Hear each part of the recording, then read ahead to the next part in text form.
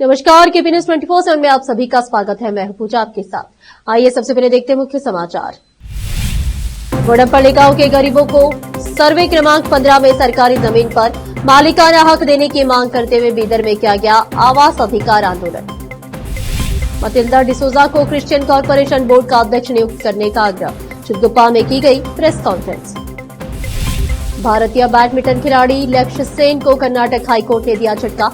जन्म प्रमाण पत्र में हेराफेरी के आरोप में हाईकोर्ट ने याचिकाओं को किया खारिज।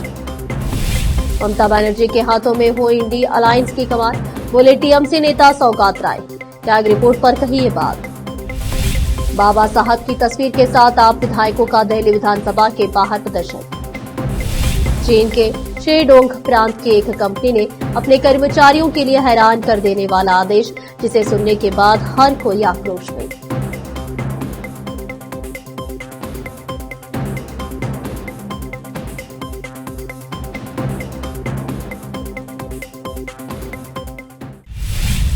अब समाचार विस्तार से। गोडमपल्ली गांव के सर्वे क्रमांक 15 में लगभग 158 एकड़ जमीन उपलब्ध है और उस जमीन पर अटल बिहारी वाजपेयी कॉलेज को 8 एकड़ भूमि आवंटित की गई है। राज्य आवासीय विद्यालय के लिए 7 एकड़ भूमि आवंटित की गई है। प्राथमिक स्वास्थ्य केंद्र हेतु 2 एकड़ भूमि आवंटित की गई है। दिव्यांग निराश्रित राहत केंद्र हेतु 7 एकड़ भूमि आवंटित की गई है। वे इस शेष भूमि को कई अन्य परियोजनाओं के लिए अधिग्रहित करने की योजना बना रहे हैं। यदि यह भूमि किसी अन्य सरकारी परियोजना के लिए आवंटित कर दी जाती है तो हमारी भूमि हमारे गांव के बेघर लोगों को उपलब्ध नहीं होगी। इसलिए गोडमपल्ली गांव के गरीबों को सर्वे क्रमांक 15 में सरकारी जमीन पर मालिकाना हक देने की मांग करते हुए मंगलवार 25 फरवरी को बीदर में विरोध प्रदर्शन किया गया। आवास अधिकार आंदोलन करते हुए एक रैली निकाली गई और कहा गया कि हम मांग करते हैं कि सरकार हमारे गांव में बेघर लोगों के लिए आवास सुविधाओं के लिए लगभग 25 एकड़ भूमि आवंटित करे। उस भूमि को गांव के आवास सुविधाओं के लिए अलग रखे तथा इस सूची में शामिल पात्र बेघर लोगों को आवास आवंटित करने का आदेश जारी करे तथा स्वामित्व विलेख जारी करे। सबसे पहले हमारे गांव के बेघर लोगों के लिए 25 एकड़ जमीन अलग रखी जाए और बाकी जमीन का इस्तेमाल सरकार किसी भी उद्देश्य के लिए कर सके। हमारे गांव वालों को कोई आपत्ति नहीं है, लेकिन सभी ग्रामवासी हमारे गांव के निवासियों को धोखा देने वाले और अन्य परियोजनाओं के लिए इस भूमि का उपयोग करने वाले भूस्वामियों के खिलाफ है। इसलिए सरकार और विधायक जिला प्रशासन से अनुरोध करते हैं कि इस पर गंभीरता से विचार करें और जल्द से जल्द इस गांव के आवास वंचित सूची में शामिल सभी परिवारों के लिए 25 एकड़ जमीन आरक्षित करें और सभी परिवारों को आवास का अधिकार जारी करें। इस अवसर पर डॉक्टर एमएस शिरोमणि, अध्यक्ष श्रीमती सुधामणि, महिला संचालक संजीव रेड्डी, संचालक लीडर श्रीमती चित्रा गायकवाड़, समाज सेवक और अन्य उपस्थित थे। केपी न्यूज के कैमरामैन महेश टिक्की का कवरेज। अधिक जानकारी के लिए चैनल को लाइक, शेयर और सब्सक्राइब करना ना भूलें। MD Jafar Lal Ahmed, civil contracts, concrete ईजी बीदर और जिला अध्यक्ष जनजागृति कर्नाटक बिल्डिंग अन्य निर्माण और श्रमिक संघ बीदर ने सत्यम शिवम सुंदरम ग्रामीण विकास संगठन के सदस्यों द्वारा गरीब लोगों के घर बनाने का दावा करते हुए डीडी के माध्यम से धन एकत्र करके भाग जाने का सत्यम शिवम सुंदरम ग्रामीण विकास संगठन बेंगलुरु के निदेशक मंडल के खिलाफ शिकायत की है और इस संबंध में जिला कलेक्टर के माध्यम से मुख्यमंत्री सिद्धरामैया को निवेदन देकर उनसे सदस्य 1 से 9 तक के डीडी के पैसे वापस दिलाने में मदद करने का अनुरोध किया है। केपी न्यूज के कैमरामैन महेश टिक्की का कवरेज। देश विदेश और स्थानीय समाचारों के लिए देखते रहिए केपी न्यूज 24/7। अधिक जानकारी के लिए चैनल को लाइक, शेयर और सब्सक्राइब करना ना भूलें। बीदर जिले के चितगुप्पा तालुके के नेता विजय कुमार दुर्मणी ने जोर देकर कहा है कि श्रीमती मतिल्दा फ्रांसिस डिसूजा को ईसाई निगम बोर्ड के अध्यक्ष के रूप में नियुक्त किया जाना चाहिए। उन्होंने चितगुप्पा शहर में बुलाए गए एक प्रेस कॉन्फ्रेंस में बात की और कहा कि क्रिश्चियन कॉर्पोरेशन के बोर्ड की स्थापना हुए कई दिन बीत गए, अब तक अध्यक्ष व सदस्यों की नियुक्ति नहीं हो पाई है। ईसाइयों के हित के लिए कांग्रेस सरकार को जल्द से जल्द ईसाई निगम के बोर्ड में चेयरमैन पद पर एक सदस्य की नियुक्ति पर प्रदेश के ईसाइयों की प्यास बुझानी चाहिए। श्रीमती मतिल्दा डिसूजा एक ईसाई नेता जो लगातार कांग्रेस पार्टी के लिए काम कर रही है। उन्होंने जोर देकर कहा कि उन्हें सीडीसी अध्यक्ष के रूप में नियुक्त किया जाना चाहिए।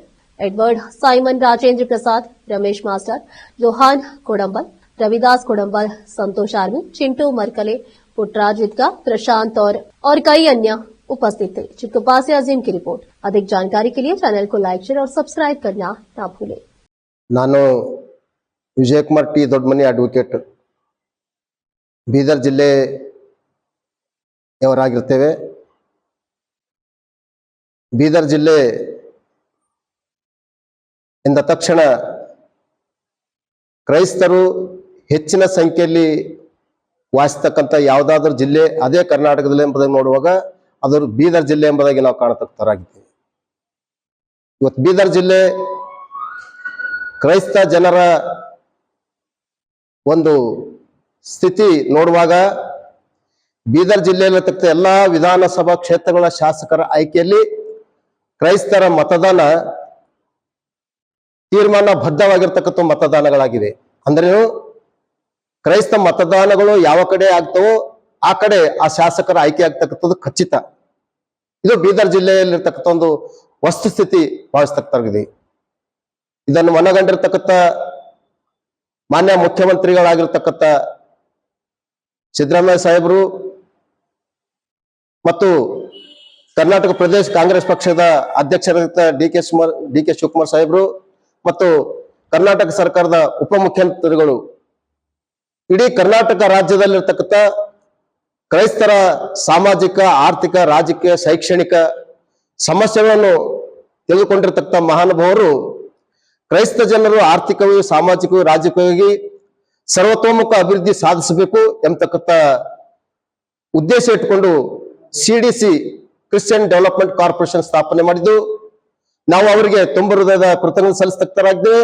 ಮತ್ತು ಕಾಂಗ್ರೆಸ್ ಪಕ್ಷದ ಒಂದು ಸರ್ಕಾರ ಬಂದ ಮೇಲೆ ಕ್ರೈಸ್ತರ ಒಂದು ಅಭಿವೃದ್ಧಿಗಾಗಿ ಈ ಒಂದು ನಿಗಮ ಮಂಡಳಿಗೆ ಸುಮಾರು 200 ಕೋಟಿ ಅನುದಾನವನ್ನು ನೀಡತಕ್ಕಂಥ ಹೆಗ್ಗಳಿಕೆ ಸನ್ಮಾನ್ಯ ಮುಖ್ಯಮಂತ್ರಿಯವರಿಗೆ ಮತ್ತು ಉಪಮುಖ್ಯಮಂತ್ರಿಗೆ ಮತ್ತು KJR ಸಾಹೇಬರಿಗೆ ಸಲ್ಲಿಸತಕ್ಕಂಥದ್ದಾಗಿದೆ. नासिक एक अदालत ने महाराष्ट्र के मंत्री माणिकराव कोकाटे को 1995 के एक मामले में दी गई 2 साल की जेल की सजा को निलंबित कर दिया है. उन पर सरकारी कोटे के तहत फ्लैट पाने के लिए फर्जी दस्तावेज जमा करने का आरोप लगाया गया था. अदालत मंगलवार को मंत्री, जो एनसीपी नेता और वर्तमान में कृषि मंत्री है, और उनके भाई सुनील कोकाटे की अपील कर सुनवाई करेगी.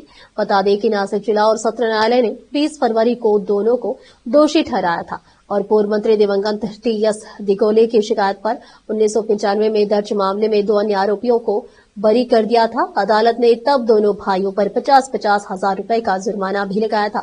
मंत्री और उनके भाई ने सोमवार को जिला न्यायाधीश 1 और अतिरिक्त सत्र न्यायाधीश NV जीवने के समक्ष सजा के खिलाफ अपील दायर की. भारतीय बैडमिंटन खिलाड़ी लक्ष्य सेन को कर्नाटक हाईकोर्ट ने झटका दिया है. दरअसल जन्म प्रमाण पत्र में हेराफेरी के आरोप में कर्नाटक हाईकोर्ट ने लक्ष्य, उनके परिवार और कोच विमल कुमार द्वारा याचिकाओं को खारिज कर दिया है. MJ नागराज ने खिलाड़ी पर हेराफेरी पर फर्जी दस्तावेज पेश करने के आरोप लगाते हुए एक निजी शिकायत की थी. उन्होंने आरोप लगाया था कि लक्ष्य सेन के माता पिता धीरेन्द्र और निर्मला सेन, उनके भाई चिराग सेन, कोच यू विमल कुमार और कर्नाटक बैडमिंटन संघ के एक कर्मचारी ने जन्म रिकॉर्ड में फर्जीवाड़ा किया है. हाईकोर्ट ने कहा कि मामले में प्रथम दृष्टया साक्ष्य मौजूद है जो जांच की आवश्यकता को दर्शाते हैं. शिकायत के अनुसार आरोपियों ने कथित तौर पर लक्ष्य और चिराग सेन के जन्म प्रमाण पत्र में करीब 2 साल 6 महीने की उम्र घटा दी, जिससे वे आयु सीमित बैडमिंटन टूर्नामेंट में भाग ले सके और सरकारी लाभ प्राप्त कर सके. नागराज ने सूचना का अधिकार RTI अधिनियम के तहत प्राप्त दस्तावेजों के साथ अपना दावा पेश किया और न्यायालय से भारत के खेल प्राधिकरण तथा खेल मंत्रालय से मूल रिकॉर्ड तलब करने का अनुरोध किया. हाईकोर्ट ने हाई ग्राउंड्स पुलिस थाने को मामले की जांच के आदेश दिए. अब फिलहाल लेते एक छोटा सा ब्रेक.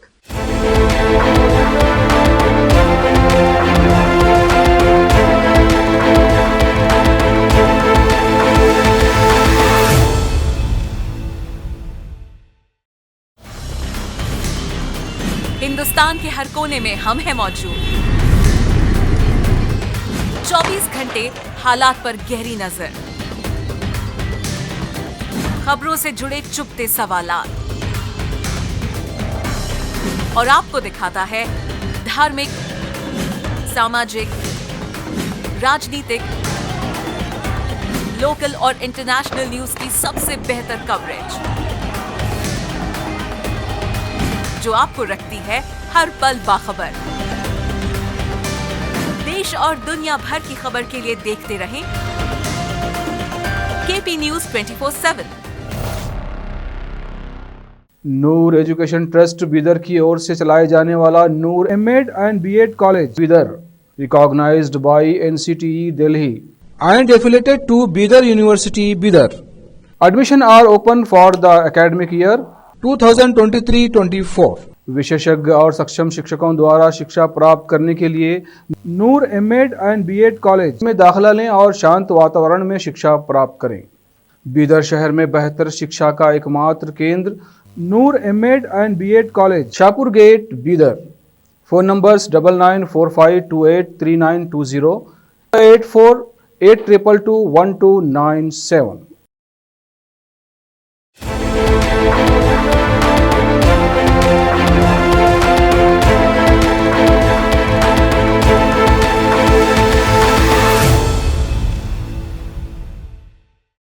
ब्रेक के बाद आप सभी का स्वागत है। आइए देखते हैं देश के अन्य समाचार।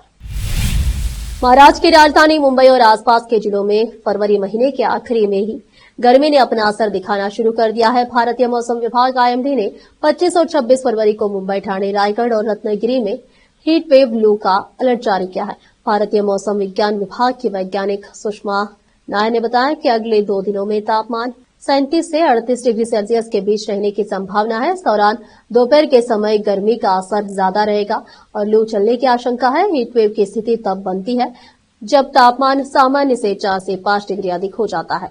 कोंकण क्षेत्र में गर्मी के साथ उमस भी बढ़ेगी, जिससे लोगों को और ज्यादा परेशानी हो सकती है, जबकि रत्नागिरी और अलीबाग जैसे समुद्री इलाकों में भी तापमान बढ़ने की संभावना है। संगारेड्डी जिला के जहीराबाद में राम मोहन रेड्डी डीएसपी ने जहीराबाद सब डिवीजन में 27 फरवरी 2025 को होने वाले शिक्षक और स्नातक एमएलसी चुनाव बंदोबस्त के लिए सब डिवीजन फोर्स को निर्देश दिए। CI Shivalingam town circle, CI Hanumanth ग्रामीण सर्कल और division 10 SI, 2 ASI, 10 head constable, 60 police constable ने भाग लिया। जहीराबाद से मोहम्मद नेमतुल्लाह की रिपोर्ट। अधिक जानकारी के लिए केपी न्यूज 24/7 को लाइक, शेयर और सब्सक्राइब जरूर करें।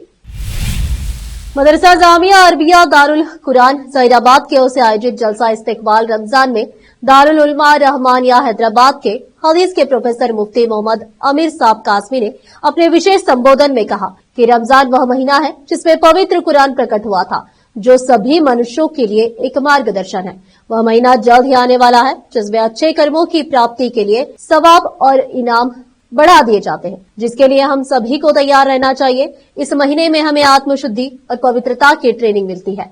मदरसा के प्रदर्शन पर अपनी खुशी और संतुष्टि व्यक्त करते हुए उन्होंने अपने बच्चों से इस मदरसे में भाग लेने और मदरसा की सभी धार्मिक शिक्षाओं से लाभ उठाने के लिए कहा। इस मौके पर मौलाना मोहम्मद मुदस्सर कासमी साहब ने रमजान के दौरान खुद को धार्मिक गतिविधियों में व्यस्त रखने की अपील की।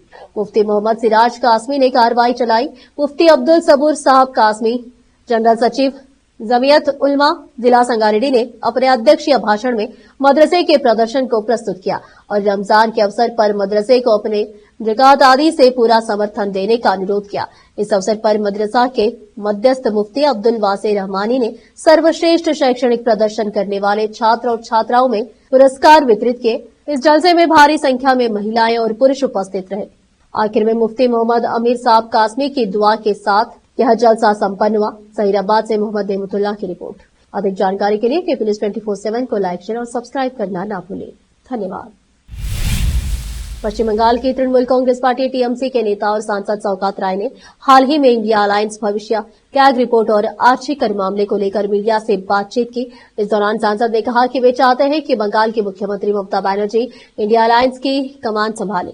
सांसद सौगात राय ने कहा, हम चाहते हैं कि ममता बनर्जी इंडिया अलायंस की कमान संभालें, लेकिन ऐसा होगा या नहीं यह मैं नहीं कर सकता हूं। बता दें कि खुद ममता बनर्जी भी कई बार कह चुकी है कि वह इंडिया अलायंस का नेतृत्व करने के लिए तैयार है। हालांकि उनके इस बयान के बाद गठबंधन की ओर से कई पक्ष और विरोध में टिप्पणियां सामने आई थी। सौगात राय से जब दिल्ली विधानसभा में पेश हुई कैग रिपोर्ट को लेकर सवाल किया गया तो उन्होंने कहा कि कैग एक रिपोर्ट है और ऐसा सुनने में आया है कि केजरीवाल ने जो मुख्यमंत्री आवास बनाया है उसमें कुछ अनियमितताएं है। एक घर बनाने में 36 करोड़ रुपए खर्च हुए हैं। कैग रिपोर्ट देखने के बाद ही इस पर चर्चा होगी। अब फिलहाल एक और छोटा सा ब्रेक।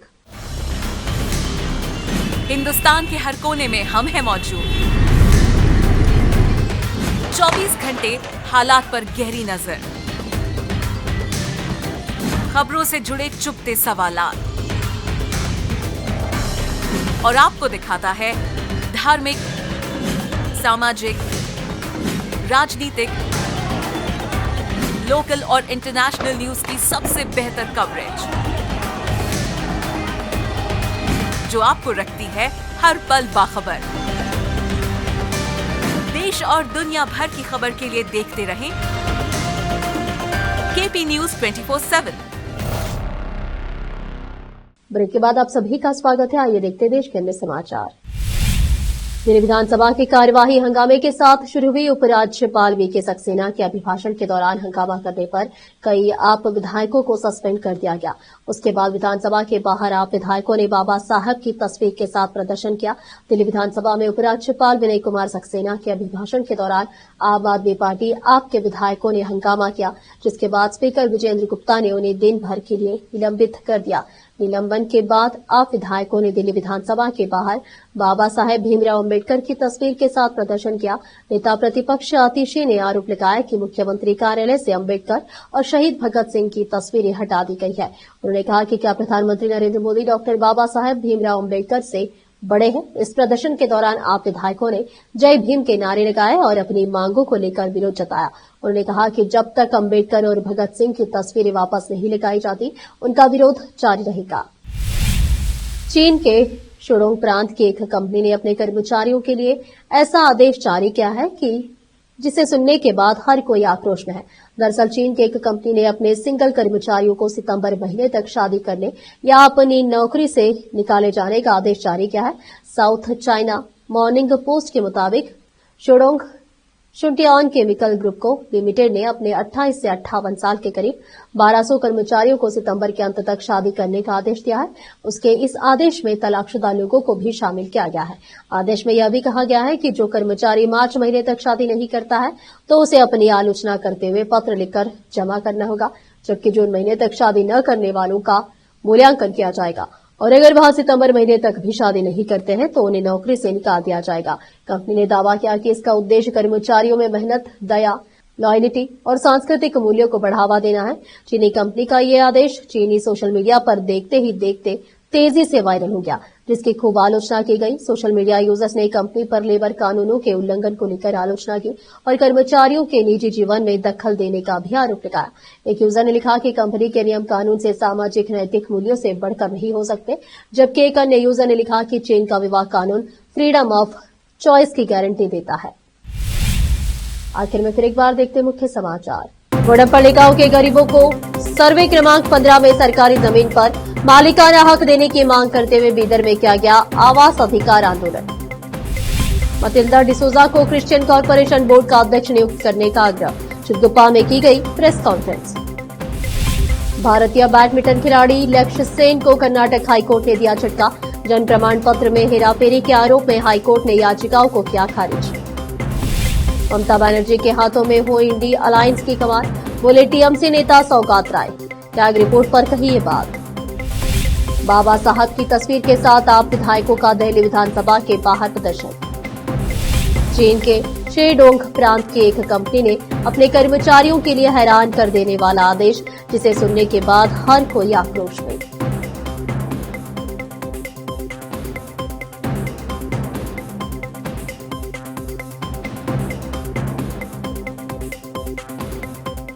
देश प्रदेश के समाचारों के लिए देखते रहिए आपका अपना चैनल।